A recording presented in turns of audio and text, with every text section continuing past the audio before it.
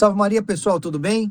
Mais uma vez, a alegria de estar com o professor Carlos Bezerra, nesse terceiro episódio do nosso programa, da nossa série Santos em Combate. Daniel, aqui do Centro de São Paulo, Centro Católico São Paulo, estou com o Fred. Tudo bem, Fred? Tudo bem, Daniel? Boa noite, professor Bezerra. Salve Maria Santíssima. Tamo junto. Salve Maria, professor. Obrigado mais uma vez por essa confiança nesse projeto da gente levar um pouco da realidade do que os santos enfrentaram e da importância da busca pela santidade e como é possível isso hoje, né? E em todas as gerações é possível buscar a santidade. E já adiantando que, para quem está escutando, o professor está fazendo aqui um esforço adicional por conta da voz, então é mais uma vez uma demonstração de compromisso do professor em levar a verdade católica sem qualquer tipo de aspecto comercial envolvido, porque essa é a nossa determinação, né? Tudo bem, professor? Salve Maria. Salve Maria, Daniel. Tudo bom, Fred? Obrigado novamente aí pelo convite e pela oportunidade. Vocês vão perceber que a minha voz está um pouco pior, é natural, não é? Eu faço o tratamento com o Botox. Geralmente a gente tem que fazer a aplicação a cada 3 meses e eu acabei perdendo, né, a última aplicação que teria sido agora no início desse mês. Mas a previsão é que eu faça uma nova aplicação. Estou tentando um encaixe aí para ver se consigo fazer o mais breve possível. Mas até lá a gente vai se virando com o que tem, né? Então vocês vão perceber a minha voz um pouco mais arrastada, um pouco mais rouca.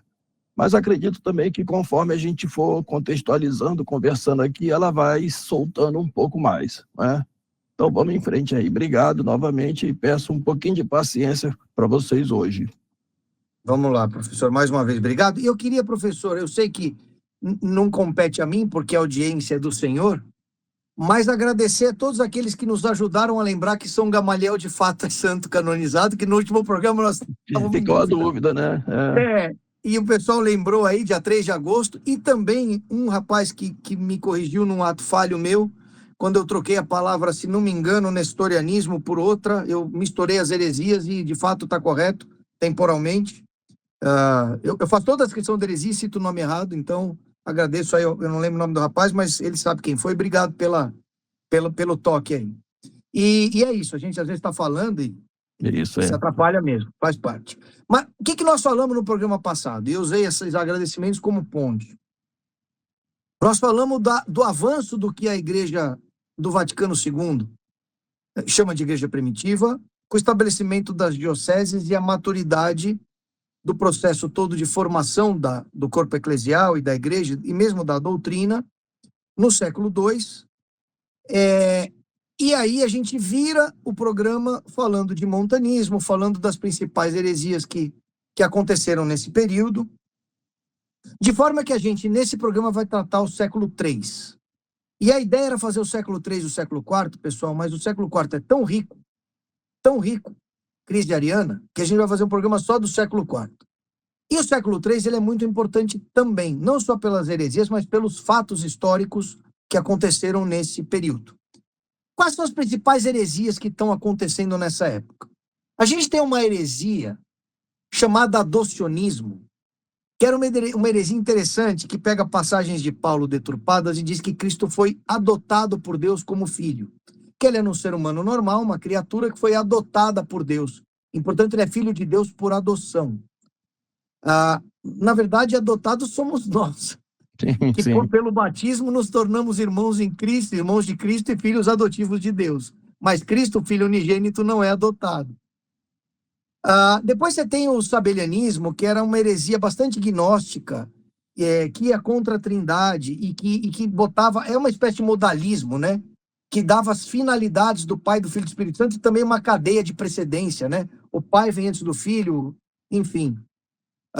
tem a história do monarquianismo, né, que é a história da visão monárquica de Cristo Rei, que não é errado, sob ponto de vista temporal, Cristo de fato é rei, mas ele e o Pai não são um só ser. E o monarquianismo entendia que as duas pessoas eram soberanas num só ser. Então você tem várias deturpações, tanto da questão da natureza de Cristo, homem-Deus, quanto da Trindade. Daqui a pouquinho vão entrar as heresias marianas também, com Nestório, já mais para o século IV, V. Mas, de qualquer forma, esse é o cenário que a gente estava... E um santo importante que nós não falamos no final do século passado foi Santo Hipólito de Roma, que foi herege um tempão e acabou se convertendo e virou um santo muito importante. Ou seja, do mesmo jeito que tinham pessoas como Tertuliano, que foram importantíssimas e terminaram excomungados e hereges, você tinha os contrários, como o Santo Hipólito, que estava do lado errado, e depois se converteu e acabou se transformando num santo gigantesco. Então, professor, acho que é importante fazer essa abertura sobre as principais... E outra coisa, as heresias gnósticas todas continuando ali. Montanismo, docetismo, valentianismo, essa maluquice toda continuava acontecendo ali. Então, um período muito confuso do Império e a Igreja agora enfrentando a perseguição dos romanos, a perseguição dos judeus e as heresias internas, a maioria delas, ou a enorme maioria, brotando dos quadros internos da própria Igreja. Professor, a sua avaliação sobre esse período. Então, vamos lá, né? Vamos primeiramente, para contextualizar isso, vamos voltar um pouquinho para o Oriente, né? Então, a gente tinha ali no século II uma situação efervescente em Jerusalém. Era uma segunda revolta dos judeus contra Roma, não é? Esse momento aqui, Daniel, é importante porque isso vai gerar muitas heresias lá na frente, principalmente no período de fins da Idade Média, né? Da chamada Baixa Idade Média. Então, o que está acontecendo aqui no século II em Jerusalém vai pipocar lá na frente, no final da Idade Média, ali na Europa. Por que eu digo isso, né? É o momento em que o Talmud vai se consolidar com o Rabino Akiva, vai se consolidar, né, essa mística judaica, e aí sim a gente pode falar propriamente, né, do judaísmo que a gente conhece hoje, que se formaliza aí com o Rabino Akiva. E, paralelamente a isso, né, vai se formalizar o Talmud, o Zohar, não é? Lógico, o Zohar vai ser compilado, escrito por Moisés de León no século XIII, mas a mística presente no Zohar, ela vai ser aí desse período também, né? Escrito ali pelo Bar Yochai, na caverna, durante, né, a repressão que o imperador Adriano vai fazer em Jerusalém. E aí sim acontece a grande diáspora judaica, eles são expulsos de Jerusalém, e aí vão começar a se espalhar por todas as partes, e evidentemente, juntamente com eles, virão, né, essas falsas doutrinas que vão penetrando dentro da cristandade. Então, esse ponto importante do século II para a gente entender o que vai acontecer lá na frente depois. E aí sim, né, depois dessa sequência de imperadores, e sobretudo, né, depois da dinastia dos Severos, né, Septimo Severo, Caracalla, que vai culminar no governo do imperador Alexandre, né? Então, depois da morte do Alexandre, aí a gente entra nesse período que os historiadores chamam de crise do Império Romano. É o início do século III, quando, pela primeira vez na história de Roma, um bárbaro germânico vai se tornar imperador de Roma. É o Maximiano. O Maximiano é uma figura interessante e curiosa, porque disse que ele era um gigante, era um homem de 2 metros, alguns historiadores falam 2,60 metros, você imagina uma coisa dessa? Provavelmente não chegava a isso tudo, mas acredito que pelo menos 2,30 metros o homem devia ter. Tem as efígies, né, que mostram como o rosto dele, aquela cara de gigante mesmo, né? E um dado interessante com o Maximiano é que ele vai acontecer um dado muito interessante, né? Quando ele consegue as vitórias dele, ele vai se tornar imperador de Roma por ser um general que vai se fazer imperador de Roma, né?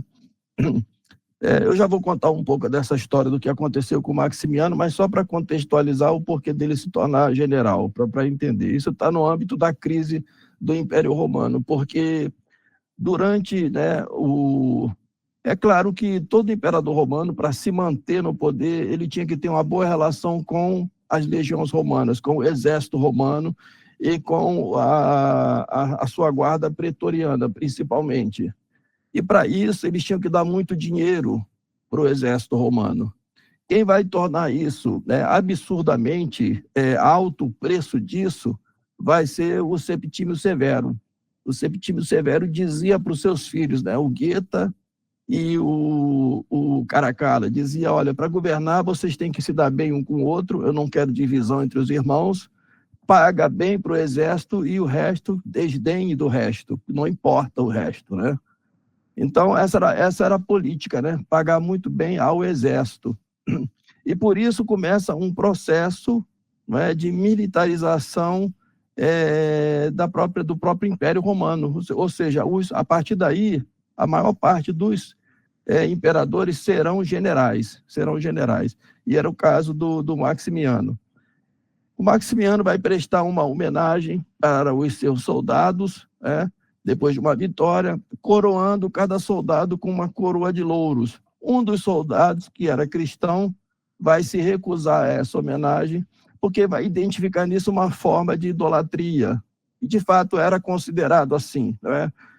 Naquela época, colocar uma coroa de louro era uma espécie de deificação da pessoa. Esse soldado romano vai ser imediatamente executado, não é? É um Marte. E é claro que o Maximiano ele vai entender que a perseguição que ele vai estender aos cristãos ali nesse momento não pode ser generalizada, porque ele vai ver que a maior parte dos seus súditos eram cristãos já. E o que ele vai fazer é perseguir os bispos. Isso aqui é um dado importante, Daniel, porque isso contradiz completamente aquilo que os protestantes dizem, de que a Igreja Católica não existia nesse período. Porque o Maximino ele entende que o bispo ele é o sacerdócio na sua potestade, não é? É o sacerdócio completo. Porque o bispo, ele sagra outro bispo, ele ordena padre. Então, você elimina os bispos, você vai destruir a cristandade, você vai destruir o cristianismo, eliminando, né, a partir de cima. É isso que ele vai tentar fazer. Obviamente, ele não vai conseguir. Bom, o fato é que depois do Maximino, você vai ter uma sucessão de imperadores generais. Então, tem um dado aqui muito interessante, que, para você ter uma noção, nós vamos ter aí de 235, do ano 235 até o ano 284, mais ou menos 50 anos, você vai ter um total de 26 a 30 imperadores. No período de 50 anos, você tem quase 50 imperadores em Roma. Isso é um retrato da crise do terceiro século. E esse número corresponde ao número total de imperadores de Roma desde o primeiro, Otávio Augusto, até Septímio Severo.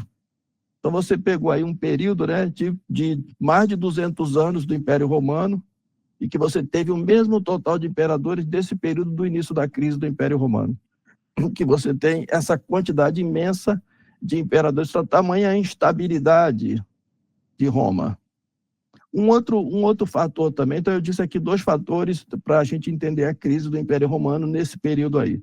O primeiro fator, né, foi a militarização, essa disputa pelo poder e essa instabilidade, que punha os generais constantemente em conflito uns com os outros. Isso provocava uma divisão dentro do Império Romano. O outro fator é justamente, né, esse que eu acabei de citar agora. O outro fator já era próprio mesmo da maneira como o Império se configura, porque não há, claro, né, desde o seu princípio, uma regra de sucessão. O imperador, ou ele era nomeado pelo imperador, que nomeava o seu substituto já, podia ser o seu filho, ou o seu apadrinhado, ou o seu filho adotado, não é?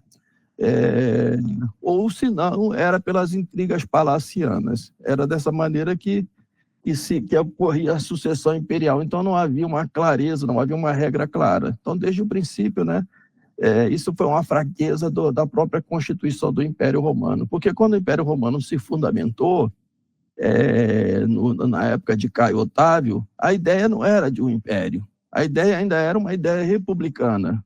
O problema foi que Caio Otávio acumulou muitos poderes que pertenciam ao Senado, ele acumula para ele mesmo. Mas a ideia era de ser só, né, o príncipe, né, ou seja, o primeiro cidadão de Roma. Isso, claro que esse acúmulo de poder chama muita atenção, as intrigas palacianas vão se intensificando e provoca sempre uma instabilidade. Então, esse é o outro fator. E o outro fator ainda é a questão, né, da economia, que levava ao caos econômico por causa da inflação. Esse sistema da economia romana dependia muito da força da moeda, como é o de praxe, né? Mas na época de Nero, pegou-se o costume de fazer a cunhagem da moeda, eliminando parte do ouro, porque a moeda, né, durante a maior parte da história da humanidade, a moeda era de valor intrínseco, ela valia pelo seu peso, pelo metal precioso dela, não é? Não é como hoje, que é uma moeda representativa, né, que tem uma promessa vinculada a ela. A moeda antiga, não, ela tinha um valor em si mesma. Então, o que eles faziam? Começa com Nero, né? Tira um pouco daquele metal precioso e mistura com metal mais vagabundo. Na época de Nero começa essa prática. Isso vai alimentar o mercado negro, porque aqueles que têm conhecimento dessa prática vão guardar para si a maior quantidade de ouro para vender depois como cambista, aumentando o valor da moeda. E aí sim os preços disparam, né? Na época do Septímio Severo, isso vai chegar ao extremo. Praticamente a moeda romana era 70% era falsificada, não era ouro. E essa parte desse ouro que o Septímio Severo retirava, esse acúmulo, não é, ele pagava ao exército. Então, é claro que isso gerava, né, a crise econômica. O que acontece é que no século III isso tudo vai estourar, não é? Já na época do imperador Décio, e como sempre, o bode expiatório vão ser os cristãos. Como se explica a crise do Império Romano? Eles vão culpar o cristianismo, vão culpar a Igreja Católica. Agora, havia os fatores externos também, porque ao mesmo tempo que havia uma crise dentro do Império, mas na estrutura do Império havia crise, e havia crise externa, porque Roma, a partir do século III, já estava dividida, ainda não havia a divisão formal do Império, isso vai ser depois, mas na prática já havia uma divisão, havia a parte ocidental já e uma parte oriental, sendo que a parte oriental ainda era mais importante do que a parte ocidental. Então você tinha os movimentos externos que ameaçavam tanto a parte ocidental quanto a parte oriental. Na parte oriental, sempre o ataque dos sassânidas, né? Os sassânidas eram um povo do Oriente que se diziam herdeiros, né, dos Aquemênidas, aqueles que fundaram o Império Persa na época do rei Dario. E você tinha, pelo lado ocidental, as hordas bárbaras, né, germânicos, hunos e tal, que vinham avançando sempre ali dando trabalho. Então, o Império Romano estava sob pressão total. E esses imperadores, então, para justificar isso, começavam a perseguir a igreja, perseguir os cristãos, culpando-os pela crise de Roma, procurando, né, um bode expiatório, alguém que pudesse, né, representar essa fragmentação e essa crise que o Império Romano atravessava. E acho que um ponto importante a considerar são as outras influências que sempre estão presentes no último ciclo de um grande império, que concorrem para a sua destruição, especialmente a corrupção, a confusão e o apagamento dos valores históricos, e no caso do Império Romano tinha aquela mistureba religiosa, mais a infiltração dos judeus em diáspora, quer dizer, então você tinha todo um processo, e a degradação moral com o avanço brutal da sodomia. Quer dizer, esses aspectos concorrem para E é um pouco do que a gente vê nos Estados Unidos hoje e na Europa Ocidental, né? Enfim, É o prelúdio os do fim, mesmos fenômenos, né? Sempre assim, né? Quando se avança muito, né, para a degradação moral, e os romanos eram hedonistas, né? Viviam para os prazeres carnais, aí de fato eram senhores do mundo, né? Super poderosos, então todas as suas fantasias orgiásticas eram levadas ao extremo, né? Agora, no meio desse caldeirão todo, havia sempre, né, aquelas pessoas que, movidas pela graça, pelo aquele heroísmo que nós falamos na primeira aula, né, cientes de todos os perigos que circundavam uma sociedade pagã, hostil ao cristianismo, e ainda assim eles abraçavam a fé católica, diante de todo esse caldeirão de degradação, de corrupção, de crise, diante de tudo isso. Então, por isso que a época dos grandes santos, não é época de grande heroísmo, é nas grandes crises que surgem os grandes santos. Então, professor, acho importante aqui, inclusive nesse cenário, valorizar 3 heresias, porque a gente vai chegar em Diocleciano, que é de fato quem produziu talvez a mais sanguinária das perseguições e a última grande perseguição. Produziu mártires a torto e a direito. O senhor disse muito bem, né? O período dos grandes mártires. E muitos deles no cânon romano. Não estamos falando de Crisógono, estamos falando, tem até que ler, porque são vários aqui. João e Paulo, Inácio, Alexandre, Marcelino, também Santo Abúndio, João e Marciano, Marcos e Marcelino, Quiríaco, enfim, e as grandes virgens. E aqui nós temos gente muito importante. Perpétua e Felicidade, a história é linda das duas. Martina de Roma, Ágata, Santa Luzia, Santa Inês, Santa Cecília, Santa Anastácia. É muito, muito santo importante nesse período, praticamente por essa perseguição. É praticamente a ladainha de todos os santos aí. Eu até trouxe o cânon romano aqui para... Nós rezamos, na primeira onda, nós rezamos santos apóstolos e mártires. Pedro, Paulo, André, aí fala todos os apóstolos, e depois vem Cornélio, Cipriano, Lourenço, Crisógono, João e Paulo, Cosme e Damião. E na segunda, que é aquela que começa com João Batista, Estevão, tal, vem Inácio, Alexandre, Marcelino, Pedro, Felicidade Perpétua, Ágata, Luzia, Inês, Cecília e Anastácia. Quer dizer, então, o cânon romano, aliás, estamos falando de missa aqui, oração eucarística, cânon romano, primeira oração, que deveria ser a única, né? Até vale depois o senhor falar da importância das relíquias e da pedra d'ara e da constituição dos altares com a pedra d'ara, para o santo sacrifício, etc. Mas lembrando, professor, que algumas heresias, como eu comecei dizendo, compunham esse cenário. Dentre elas, acho que vale a pena realçar o modalismo, com aquele patripassianismo, aquela ideia de que Pai, Filho e Espírito Santo são uma pessoa só e não trindade, e o maniqueísmo, né? Que é uma coisa que a gente vê até hoje muito forte, né? Então, acho que vale a pena falar um pouquinho disso. E falar de São Cornélio na sua luta contra Novaciano, herege, e São Cipriano de Cartago na sua luta contra Novato, também herege, com a história dos lápis, né? Que era, durante a perseguição, aqueles que se negavam a preservar a fé, ou porque não tinham fortaleza, é muito difícil mesmo, né? E acabavam adotando medidas de concessão à idolatria, adorando, incensando a César. Então você tinha lá os sacrificati, que sacrificavam aos ídolos, os turificati, que queimavam incenso em sacrifício, os libellatiti, que obtiveram certificados falsos. Olha isso, é aquela história do eu sou cristão, mas obtenho um certificado falso para passar por não cristão, para não pagar o preço da perseguição. Os actafacientes, que fizeram outros atos para salvar suas vidas, e os traditores, que entregaram as escrituras sagradas ou denunciaram outros cristãos. Os piores. Esses 5 grupos são chamados de lapse, ou seja, que entraram em lapso de fé. E você tinha 2 grandes extremos. Aqueles que não queriam perdoar nada e, portanto, não podiam voltar para a igreja. Era a história de Novaciano, por exemplo. Então não há caridade. E aqueles que achavam que não tinha problema nenhum, como o caso de Novato. E São Cornélio, Papa, aí bispo, mas depois papa, e São Cipriano de Cartago, que em tese não andavam juntos, morreram mártires e tiveram a mesma medida, a medida da caridade com a preservação da doutrina, com a preservação da verdade.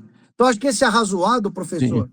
vale a pena Não. escrever. Um pouquinho de modalismo, um pouquinho de maniqueísmo, Diocleciano e essa história dos lápis.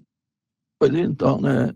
É a época de grandes perseguições, é a época, né, de grande crise, e é a época também em que se separam, né, os verdadeiros homens dos meninos, né? A época de crise exige isso, né? É como na parábola da separação do joio e do trigo, né? Então, diante de uma grande ameaça, é que se verifica quem são os grandes homens e quem são, né, os meninos, aqueles que ainda não estão devidamente amadurecidos, né, para enfrentar essas grandes épocas. As heresias vão ser sempre uma constante, justamente porque elas, no fundo, elas têm sempre, né, a mesma essência gnóstica, que, de uma certa maneira, está muito relacionada a essa fraqueza que há nos homens. Então, os grandes homens, eles não vão ceder a essas heresias, porque o pano de fundo das heresias está sempre voltada para a fraqueza humana, sobretudo, né, ao próprio orgulho do homem. Então, desde o princípio, essas grandes heresias, elas vão estar sempre em torno da judaização, seja ela por um processo direto ou por um processo indireto. Conforme a igreja triunfa, mesmo dentro das perseguições dos imperadores romanos, as heresias vão se sofisticando e elas vão, então, partindo para um ataque mais teológico do que aquele ataque grosseiro, elas vão partir para um ataque mais teológico. Mas, no fundo, elas todas pretendem negar a divindade de Cristo. Então, você mencionou, por exemplo, né, o modalismo, e, no fundo, também tem muito da negação da divindade de Cristo, porque se Deus se manifesta de diferentes modos, né, como se fossem máscaras, e isto elimina a unicidade, né, desse Deus, porque, de uma certa maneira, há por trás desse Deus uma manifestação de emanações. Olha a volta para a gnose, que diz exatamente isso, não é? Ora, as máscaras seriam o quê? Seriam emanações desta divindade. E aí você nega o dogma da Santíssima Trindade. De forma indireta, de forma sofisticada, nega-se o dogma da Santíssima Trindade, assim como sua consequência, que é o patripacianismo, que vai negar exatamente isso. Desta maneira, o sofrimento teria sido só, não é? O sofrimento de Cristo teria sido do Pai, também do Filho e do Espírito Santo. Então, você vê, é uma negação da Santíssima Trindade de uma outra maneira, de uma maneira mais sofisticada. Porque nós sabemos que quem sofreu na cruz foi o Filho, a segunda pessoa da Santíssima Trindade. Ora, se você afirma que o Pai também sofreu na cruz, você afirma também dessa maneira, não é, que não há distinção entre as pessoas. Então, o Pai, o Filho são a mesma pessoa. A doutrina católica diz que são o mesmo Deus, mas são pessoas diferentes. Existe a pessoa do Pai, a pessoa do Filho e a pessoa do Espírito Santo.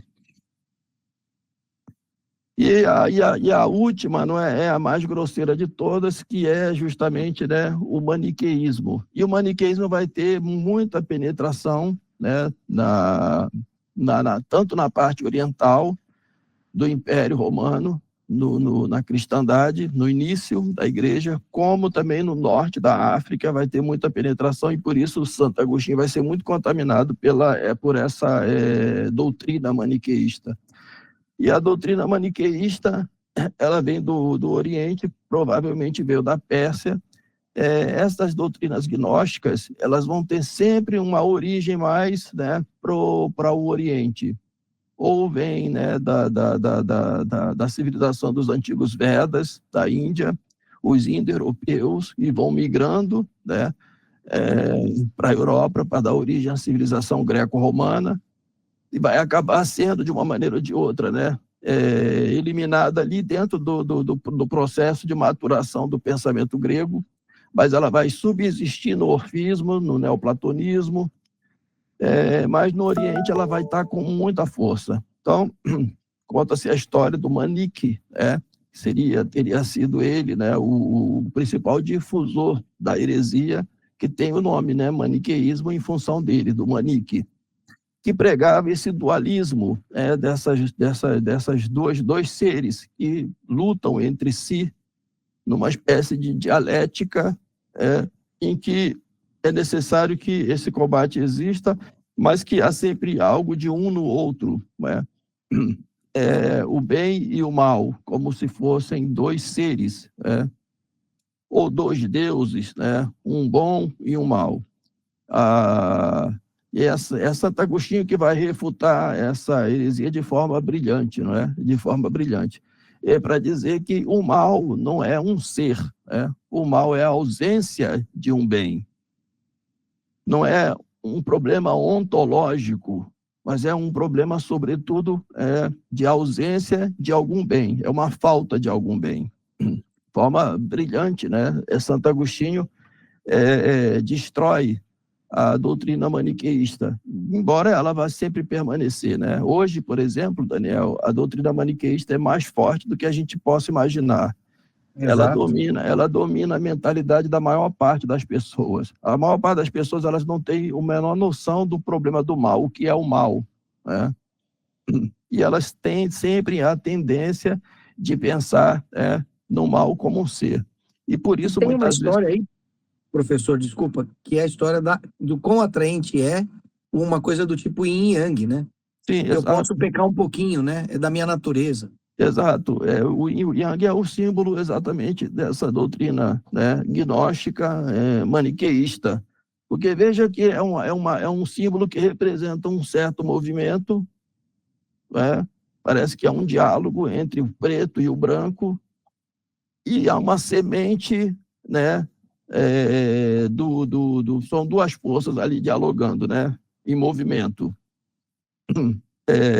O branco representaria o bem e o negro representaria o mal. Mas dentro do branco existe, né, uma sementezinha do negro, assim como no negro existe uma sementezinha do branco. O que eles querem dizer com isso é que não existe, né, algo essencialmente bom e nem algo essencialmente absoluto, mal. Né? Não tem, exatamente. Não existe nem bem absoluto, nem mal absoluto, né? Existe um diálogo entre essas duas coisas e em todo mundo há sempre isso, né? O bem e o mal. É o que a gente vai ver cotidianamente repetido, né? No imaginário popular, através das canções populares, né? Através dos filmes, dos romances, né? Então, essa fixação, né, em uma doutrina que foi completamente destruída já na época de Santo Agostinho. Era para nem se falar mais nisso. Exato. E, de uma certa forma, uma exponenciação dessa questão maniqueísta vem com Calvino, quando ele diz que você, se está salvo, está para sempre salvo, por predestinação, então você, mesmo sendo mal, é bom, porque você vai ser salvo. E o contrário também, você pode ser a melhor pessoa do mundo, mas se não está predestinado, você vai para o inferno, ou seja, mesmo sendo bom, você vai para o inferno. Então, esse jogo, ele é muito, e ele é na questão específica do Yang, sedutor, né?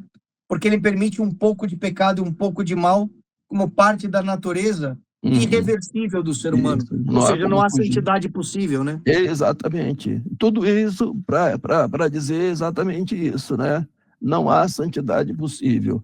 Logo, não há graça, né? Não há doutrina da graça que possa superar isso, porque é uma questão ontológica, está presente no ser esta dualidade, o bem e o mal em constante diálogo, é um complemento, né? Uma coisa complementa a outra.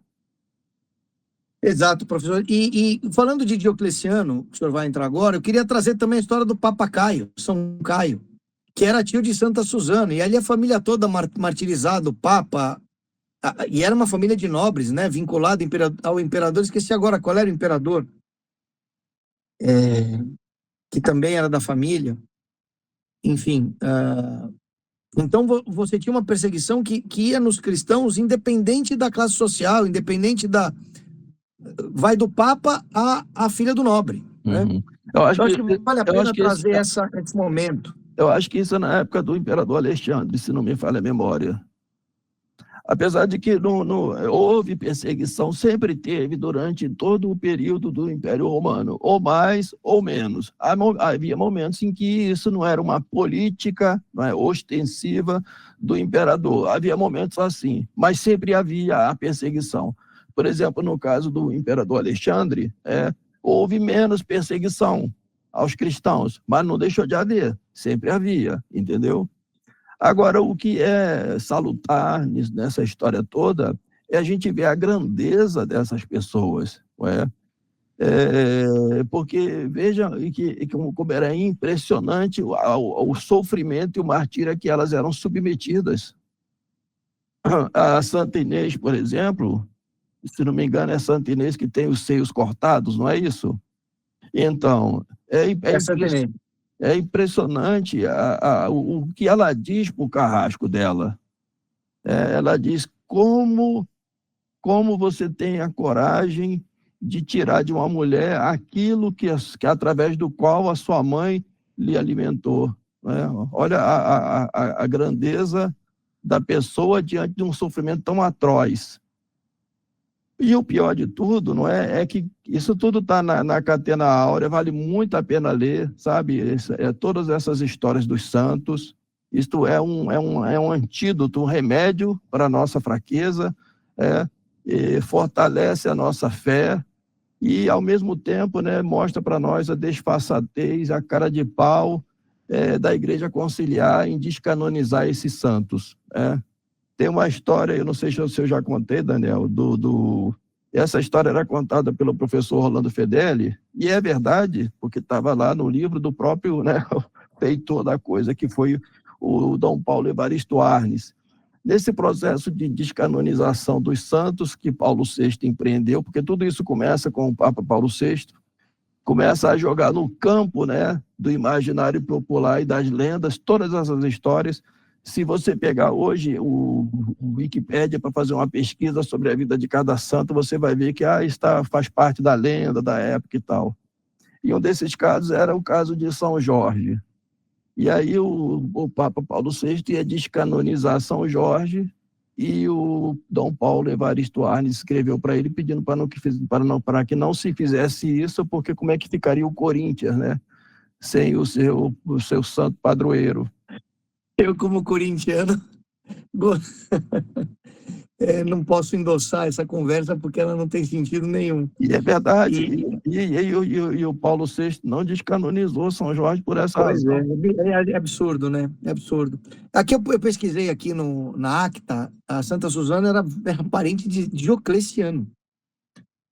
Do próprio Diocleciano. Ela era filha de um nobre que também, São Gabino, que também foi martirizado, e que era da família do Papa São Caio, de quem ela era sobrinha, tinha laços com Diocleciano, com o imperador Diocleciano, que matou todo mundo, né? Porque queria que ela casasse com o Galério, com o general Galério. Né? Exato, isso aí. exatamente. Santa Susana. Uma coisa também interessante se ver sobre esse período também, né, é a chamada peste Cipriano. Vocês já ouviram falar dessa história? É um grande castigo, né? O São Cipriano que escreve sobre isso, e por isso ficou conhecido com o nome dele, né? A peste Cipriano, que acontece ali nesse mesmo período aí, Eu tenho dado aqui, deixa eu ver se eu localizo aqui, foi isso mesmo, 62%, você imagina o que é isso, Fred?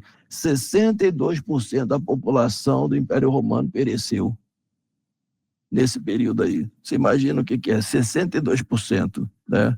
É para ir 250 depois de Cristo, não é isso? 250 depois de Cristo. Exatamente. Era a época que estava tendo o início dessa sétima perseguição, né? Que começa com Décio e vai se estendendo com o Diocleciano. Bom, então, para falar um pouquinho do Diocleciano. O Diocleciano, ele era muito vivo, muito esperto, não é? E tinha muita capacidade de governança. E ele vai conseguir conter um pouco essa crise do Império Romano, em parte porque ele vai usar, né, os cristãos como bode expiatório. Então, por isso, né, o período dele vai se intensificar de forma horrorosa a perseguição aos cristãos. E, por outro lado, né, nós sabemos, né, Daniel, que o sangue dos mártires é semente, e graças a isso é que a igreja, ao invés de ser destruída, ela vai se tornar o que vai se tornar na época de Constantino. Mas veja que Constantino não é o criador da Igreja Católica. A Igreja Católica se fortalece com a semente do sangue dos mártires desse período aí, de Diocleciano. Diocleciano, ele vai dividir o Império Romano, ele vai perceber que não tem como, né, ele conter uma crise que não era mais possível.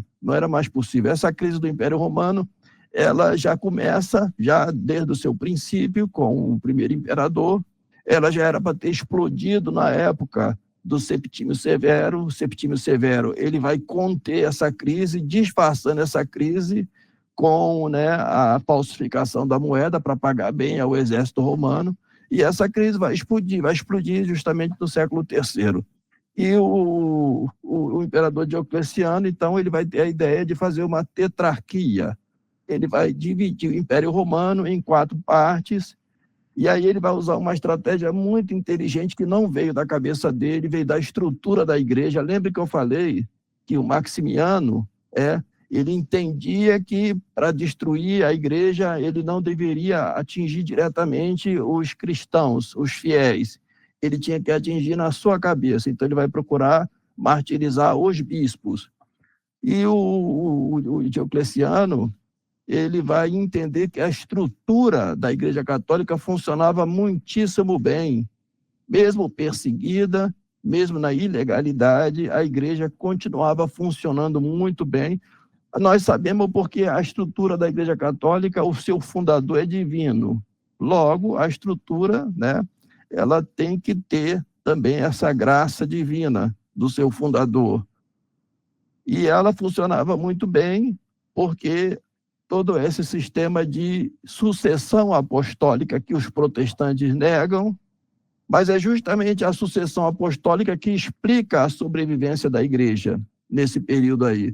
Porque dentro dessa perseguição mais atroz, mais feroz, heresia, perseguição física, as sagrações, as ordenações, elas continuavam proliferando. E sem Bíblia, hein? E sem Bíblia. Sem Bíblia, não é? É pela força do sangue redentor do seu fundador. E é isto que explica. E então o Diocleciano vai estabelecer um sistema, né, de sucessão imperial equilibrada, buscando inspiração na sucessão apostólica. É isso que ele faz. Então ele cria um sistema, né, de uma tetrarquia. Cada parte do império tem o seu Augusto e o seu César. O Augusto, em vida, nomeava o seu César, que viria sucedê-lo. Com a sua morte, o César passava a Augusto. Entende? Mais ou menos como que, né, na sucessão apostólica, em que há sagração, aquele padre se torna bispo e sucede o bispo da diocese. E a esse sistema, Diocleciano vai chamar de sistema de diocese. O nome é dado aí, mas o sistema já existia antes. Ele aproveita a ordenação do sistema e aplica no Império Romano. E é justamente um desses Augustos aí, não é? É que vai ter uma esposa santa, que vai ser a mãe do grande Constantino, a Santa Helena, que era a esposa do Constâncio Cloro. Sim. Que era um desses tetrarcas. Que vai ser justamente a ponte para o programa do século IV, onde a gente, partindo da conversão de Constantino, aí vai para Nicéia, vai para o arianismo, vai para o Papa Libério, vai para Santo Atanásio, os padres capadócios e por aí vai. Agora veja, o que os protestantes querem nos convencer? Que todas essas pessoas que nós falamos até aqui eram protestantes? Não existiram. Ou que não existiram. ou que morreram por uma causa abstrata. Pois é. Professor, para a gente fechar, eu queria trazer alguns santos aqui que me parecem mais importantes deste período. Mas antes, uma coisa que eu faço questão de reforçar. Não tinha Bíblia consolidada ainda, porque ela só vem depois de Nicéia. Ela vem no Concílio de Roma de 380 a 381. Sim. Mas, no Sínodo de Roma, no Concílio de Roma. Mas já tinha tradição e já tinha missa. E uma das características centrais da missa, o sacrifício no altar, onde o padre em persona Christi está revivendo verdadeiramente, de forma incruenta, o sacrifício do Senhor no Calvário. Para que isso fosse um sacrifício real, era necessário ter uma relíquia de um santo mártir, chamada Pedra d'Ara no altar. Mais uma das invenções que o Vaticano II fez questão de suprimir. E agora a gente tem essas mesas, ceias de refeição compradas na Tok Stock, ou em qualquer loja dessa, sem demérito à loja. Mas é porque a finalidade não é essa, tá certo? Em geral, mesas de madeira, quando os altares tinham que ser de pedra. Então, essa discussão, ela parece secundária, mas ela não é, porque muda a teologia, né, professor? Sim, e vem desde aí. E é um conceito protestante. Sabe por quê? Porque veja o seguinte, né? O mundo pagão estava corrompido pelo paganismo, tá certo? Agora, alguns princípios que existiam no paganismo não existiam pelo paganismo, mas apesar do paganismo. Havia, por exemplo, na antiga religião dos gregos, né, a religião do lar, a religião doméstica, do culto doméstico, né, haviam princípios que estavam totalmente corrompidos pelo paganismo idolátrico, não é, do culto aos mortos, da religião do fogo sagrado na civilização greco-romana. Isso existia na civilização grega de um modo geral e também, por extensão, na civilização romana. Por isso é que nessas duas civilizações era muito importante as famílias, né? Ou os gêneros, porque a origem da família estava associada à sacralidade do local onde aquela família existia. Então, a essência da religião no mundo greco-romano era basicamente ligada à terra e à família. Não tanto a questão econômica em si, a questão monetária, mas a questão da terra e a questão da família. Agora, veja o seguinte, né?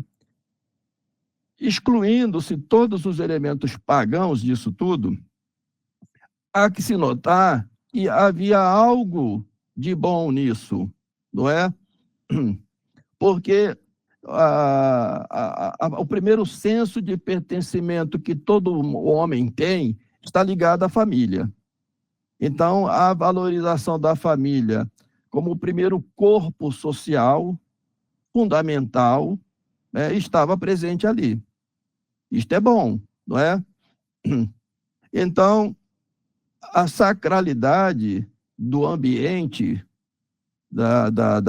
daquela propriedade da genes, da família, não é? Que era, na sua essência, purificando-se, como a igreja faz. Então, a igreja, ela não vai se valer de símbolos pagãos, ela vai purificar estas coisas que haviam no paganismo, que deveriam ser purificadas. Então, os protestantes, eles acusam a igreja de ter se apropriado de ritos pagãos, e fazer, por exemplo, na Santa Missa. Não é exatamente isso, não é? A Santa Missa, o altar, o sacrifício, eram elementos que haviam nas religiões pagãs, mas não é pelo paganismo, mas é que havia na revelação primeira algo relacionado à ideia sacrificial, que era, né, a figura do sacrifício redentor na cruz. O próprio povo eleito também tinha, né, o seu templo, o seu altar, e fazia também os sacrifícios também, né, na antiga aliança. O que a igreja faz é purificar aquele mundo greco-romano, introduzindo uma noção sacrificial limpa, pura, incruenta, do sangue do verdadeiro Redentor, que já tinha vindo, afinal de contas, não é? Então, por isso a importância da sacralidade do altar, da pedra d'ara, da relíquia, e é por isso que a Igreja Nova, a Igreja pós-Vaticano II, vai querer abolir isso tudo com essa explicação fajuta de que a Igreja não poderia mais ser assim, porque aquilo ali é uma espécie de valorização de cultos pagãos. A mesma acusação que nos fazem os protestantes. Isso é de uma malícia e de uma ignorância, no mínimo, né? Para dizer o mínimo.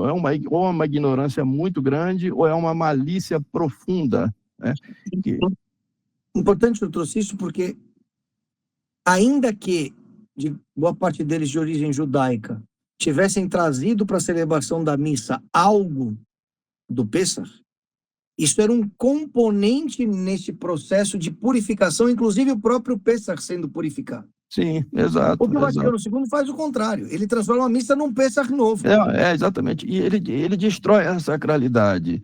E os pagãos tinham, embora fosse, né, no paganismo, a sacralidade existia. E não era má a sacralidade, entendeu? O ruim era a doutrina e o paganismo.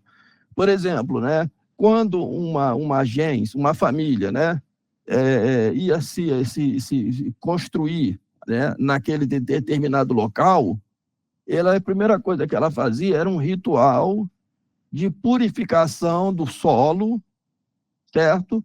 E estabelecer o coração central do culto da casa, onde seria o fogo, e ali, então, o pai, o cabeça da gens, né, ele vinha à frente e ele fazia um ritual muito interessante com incenso. Então, ele incensava aquela terra, aquele local onde seria o fogo da casa, não é?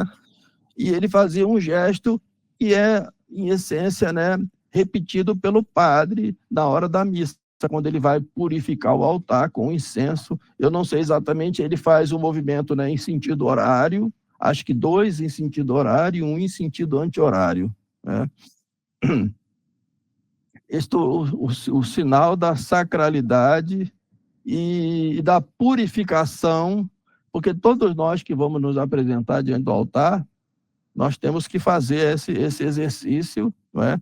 De piedade, de purificação. Por isso é que, logo no princípio, a gente faz o confiteor, né? A gente faz a acusação, né? Como se nós não merecêssemos estar ali. Exato. Para presenciar o que vai acontecer naquele momento. E o padre faz o confiteor também. Sim, sim. Então é perfeito isso. Mas eu quis trazer isso porque essa falácia de que a missa, etc. Enfim, então nós estamos falando... No programa passado falamos de São Justino, já no ano 140, 150, narrando a missa. Exato. E aqui na nós estamos essência, vendo como é que funciona a questão do altar, a questão das relíquias. exato. E isso daí, ô Daniel, é a essência da missa, é o cânon da missa, é a missa propriamente dita, tá certo? O resto é liturgia, mas veja que isto era feito nas catacumbas, Exato. né? Era feito nas casas, né? Antes da igreja ser oficializada, né? Não tinha igreja, né? Não tinha, então fazia-se, a igreja era perseguida, né? Estava na Isso. ilegalidade. Quando eu digo não tinha igreja, não tinha sede física. Exato, não tinha a sede física, porque não era permitido, né? A igreja foi para a ilegalidade, e então a Santa Missa tinha que se fazer, né? Ou nas catacumbas ou no recinto privado, às escondidas, né? Como hoje, por exemplo, né, que a gente vê a Santa Missa, né? Quantas garagens, né? Quantas catacumbas existentes nos dias de hoje, perseguidas, né? Catacumbas modernas, né? As catacumbas modernas, Tudo isso para preservar aquilo que a igreja sempre fez. Mas vamos para o Santos, para o nosso último bloco.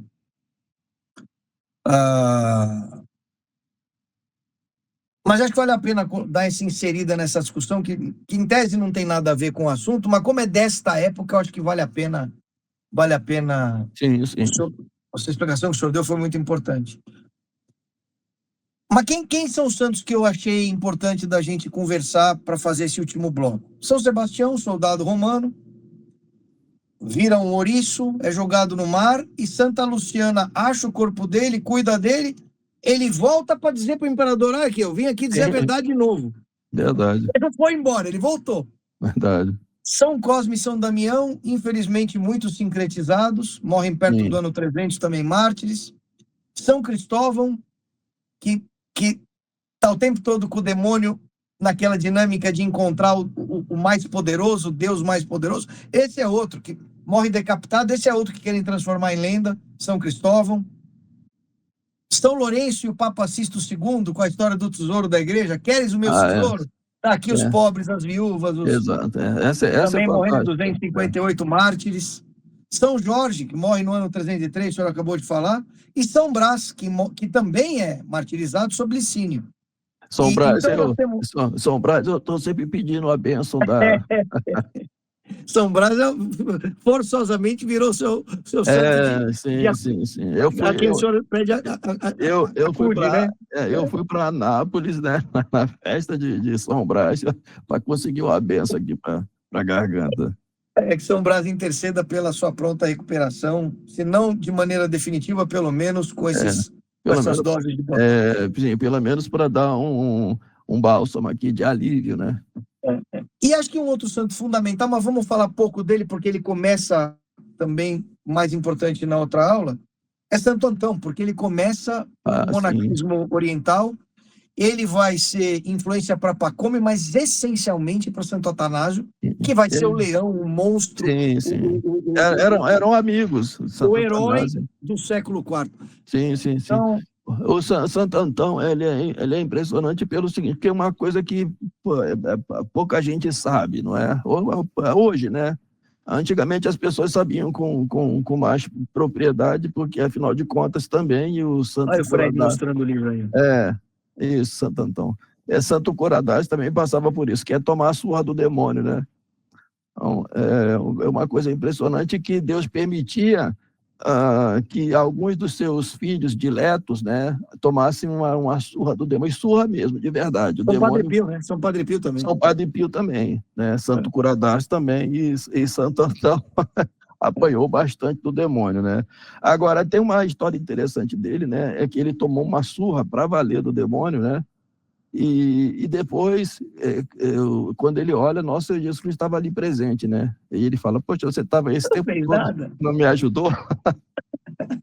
E Jesus fala assim, não, eu vim ver a sua vitória. Porque, de fato, né, depois disso, né, ele se tornou o terror dos demônios, né? Tem uma história interessante, é que os demônios diziam, puxa vida, né? Nas cidades, a gente já não pode ficar com tantos santos lá na cidade, né? Por causa dos mártires, né? E agora no deserto a gente também não tem paz. porque está lá o Santo Antão expulsando os demônios. E depois São Bento vai ser o Santo Antão do Ocidente, né? Isso, vai ser o grande pai da Europa, né? São Bento, né? Então, Mas quem que você quer falar desses santos aí? São Jorge, São Brás, São Lourenço, São Cristóvão, São Sebastião? Essa história para a gente deixar a ponte, né, para a próxima aula, para falar desse monarquismo, né, do início, né, da vida monástica, né, justamente porque eu moro aqui perto de um mosteiro, né, beneditino. Então, assim, nosso pai é São Bento. E eu sou um benito, um monge também, oblato, né? Então, eu sou um beneditino oblato, né? E meu nome de beneditino é São José. Eu sou José e a minha esposa é Maria. Ela também é oblata aqui também. E sim, né? O início, né, das ordens monásticas e das regras monásticas. E a gente vai deixar para falar isso depois, não é? Que vem não exatamente com o Santo Antão, né? O Santo Antão é daquela fase ainda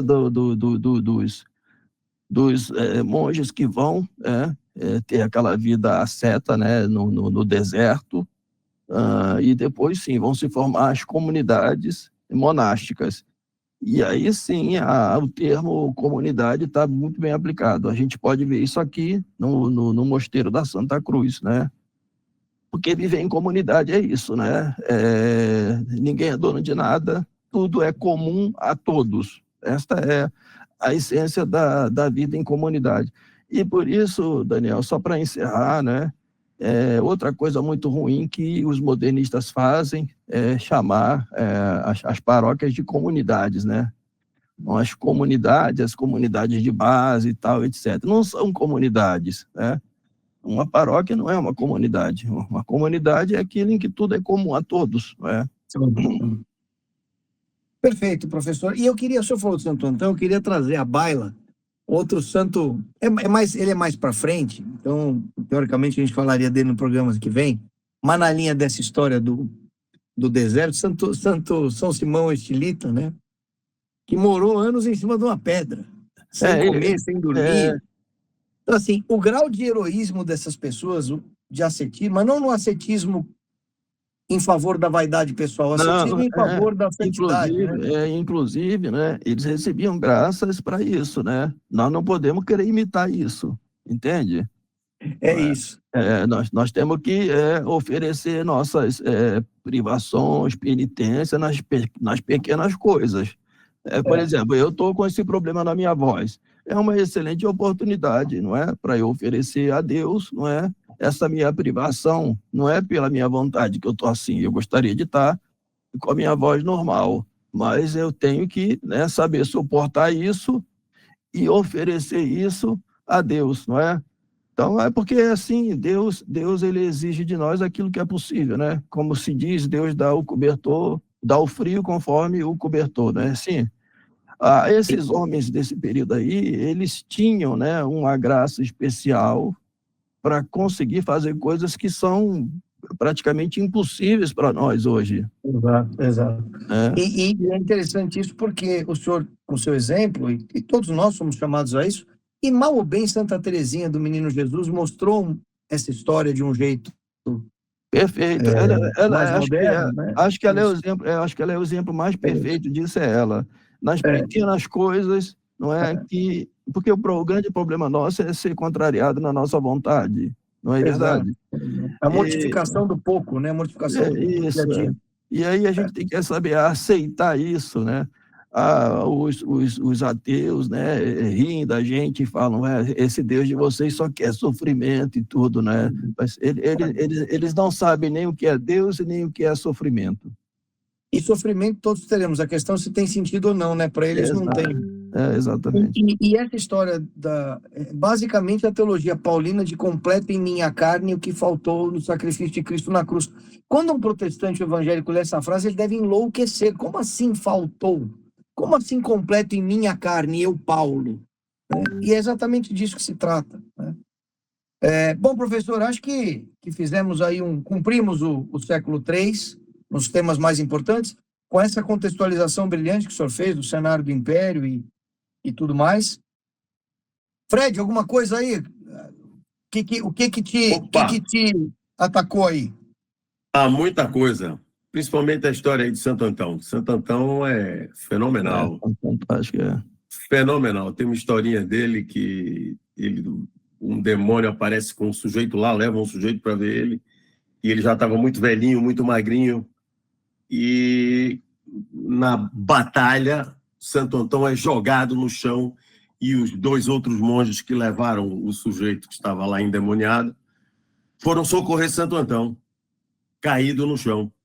E ele diz: não é comigo que vocês têm que se preocupar, é com ele, porque eu já ganhei. O cara, quer dizer, é um altruísmo feroz, né? Outra coisa que eu queria também colocar aqui, apontar, é o seguinte: o professor falou aí que o pessoal chama as igrejas agora de comunidades, né?